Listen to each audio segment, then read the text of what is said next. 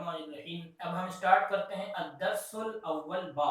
جیسے کہ پہلے بتایا تھا میں نے کہ انہوں نے مختلف حصے بنا کر اس صورت کو تقسیم کیا ہے تاکہ ہمیں سمجھنے کے لیے آسانی ہو۔ تو پہلے تھا الدرس الاول الف، اب ہے الدرس الاول با، یعنی پہلا سبق کا دوسرا حصہ با۔ سورۃ الانفال، سورت معنی پہلے بتایا تھا شاید کہ سورت معنی آیت کا چھوٹا سا ٹکڑا، تو الانفال نفل باختصار بتا چکے ہیں۔ آگے کرتے ہیں از یغشیکم النعاسا، از جب، یغشیکم النعاسا ڈھانپ لیا تمہیں اونگ نے، جب ڈھانپ لیا تمہیں اونگ نے، امنتم منہ سکون محسوس ہوا اس اونگ سے، وہ اللہ تعالیٰ نے جو نیند طاری کر دی تھی ہلکی سی، اس نیند کی وجہ سے پوری رات کی تھکاوٹ دور ہو گئی۔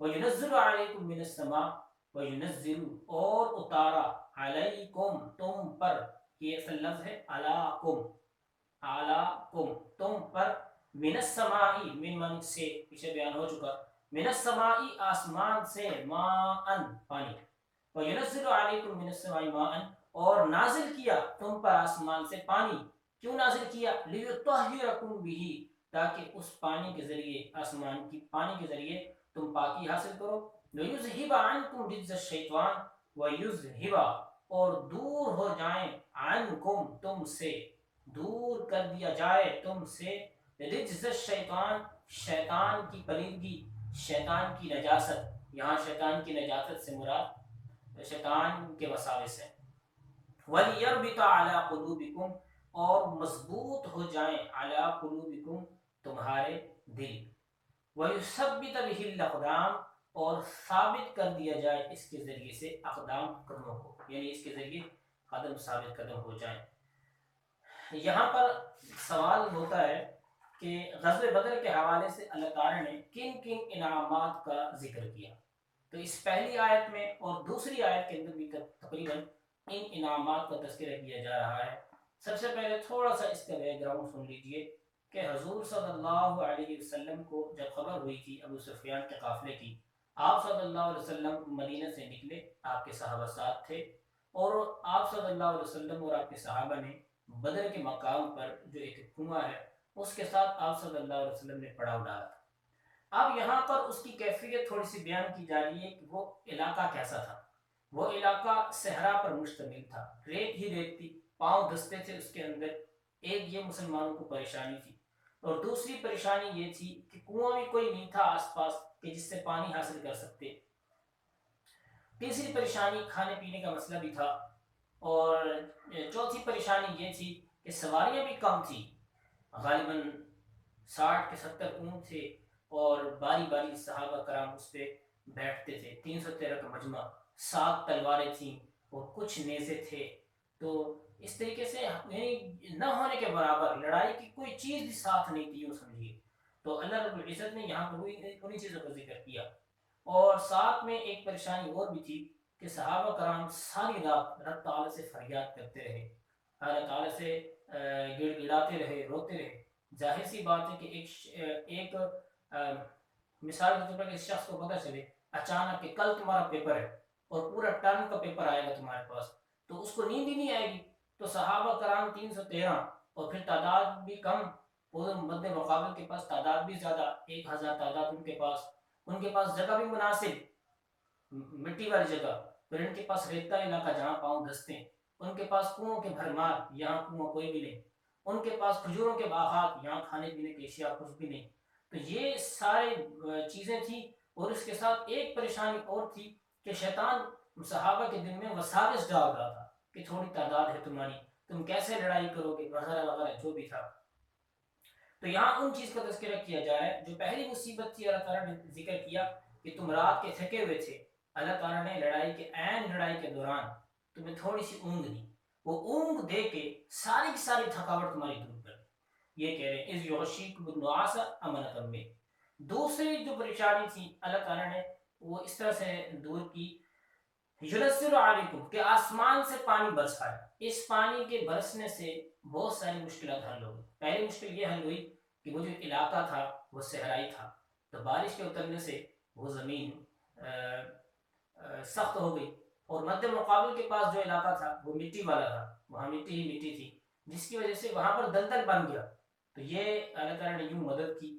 اور اس کے ساتھ مسلمان جو ایک نہ نہانے کی وجہ سے ایک تھکان سے ہوتا ہے، تو بارش کے پانی کی وجہ سے وہ بھی سب کچھ ختم ہو گیا، اور قدم بھی جمنے لگے، اور شیطان کے وساوس بھی دور ہو گئے. یہ تمام چیزیں اس کے اندر بیان کی جا رہی ہیں. اور آگے کہا جا رہا ہے از یوحی ربک، از مانی جب، یوحی ربک وحی کی تیرے رب نے، الی الملائکتی فرشتوں کی طرف، انی بے شک میں. پیچھے میں نے کہا تھا کہ اگر جمع یوز کرتے ہیں تو یوں کہتے ہیں معنا ہمارے ساتھ، یا انا ہم نے. اور اگر صرف ایک بندے کی طرف نسبت کرنی ہو یا ایک ذات کی طرف نسبت کرنی ہو تو یوں کہتے ہیں انی بے شک میں نے. تو یہاں اللہ اپنی طرف نسبت کر رہے ہیں.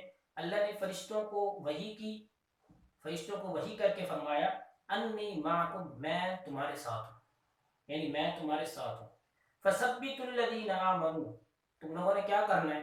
ایک تو میں تمہارے ساتھ ہوں، اور تمہارا کام کیا ہے؟ وہ یہ ہے ثبتوا الذین آمنوا، ایمان والوں کے دلوں کو جمائے رکھنا ہے. ایک سألقی فی قلوب الذین، اور میں کیا کروں گا؟ سألقی میں ڈال دوں گا، فی قلوب الذین کافروں کے دلوں میں، فی معنی میں، قلوب دل، اور الذین لوگ، تو کافر لوگوں کے دلوں میں روب ڈال دوں گا. یہ اللہ تعالیٰ نے اپنے ذمہ کیا. فَضْرِبُوا فَوْقَ الْأَعْنَاقِ، اب ان فرشتوں کو جو بھیجا تھا، ایک کام تو ان کو یہ بتا دیا کہ آپ نے مومنوں کے دلوں کو جمائے رکھنا ہے.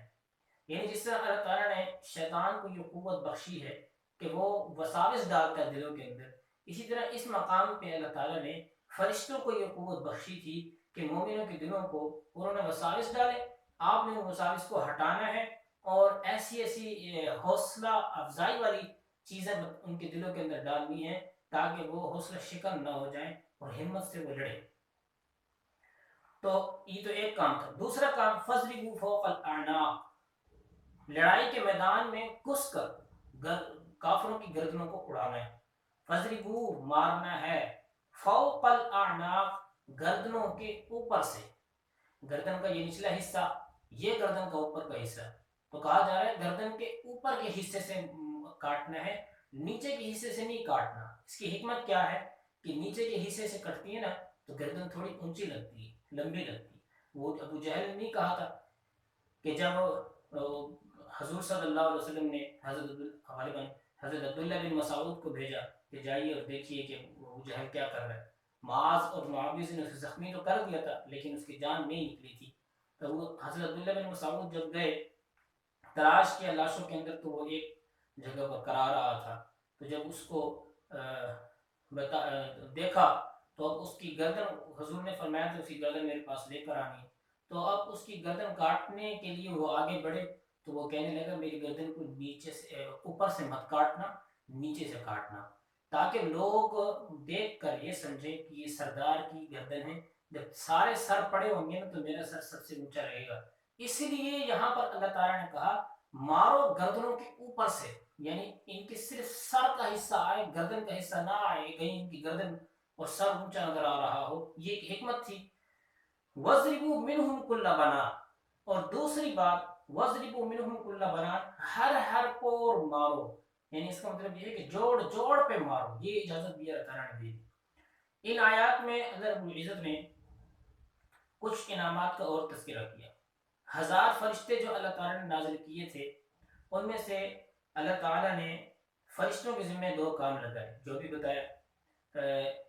پہلا کام تو یہ لگایا کہ مومنوں کے دلوں کو جمائے رکھنا ہے، لڑائی پہ قائم رکھنا ہے ایک، اور کس طریقے سے رکھنا ہے وہ میں نے بتا دیا.